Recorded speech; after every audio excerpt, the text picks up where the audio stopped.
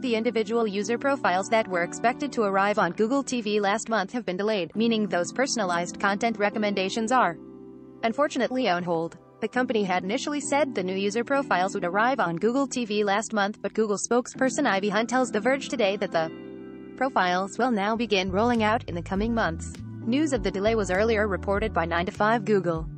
That's a bit of a bummer for multi-user households who were looking forward to profile features like customized watch lists, personalized help from Google Assistant, and weeding out the content interests of others using the same device, e.g., roommates, kids, etc. Although Google previously introduced kids profiles earlier this year, having to share a single experience among multiple users is a bit like handing over your Netflix algorithm.